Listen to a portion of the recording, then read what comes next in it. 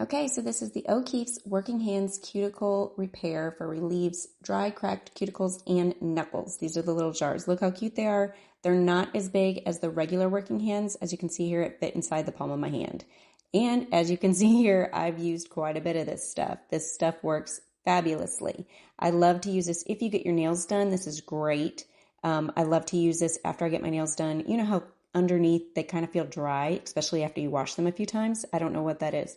But if you put a little bit of this on top of your cuticles and then under your nails, it's going to feel better.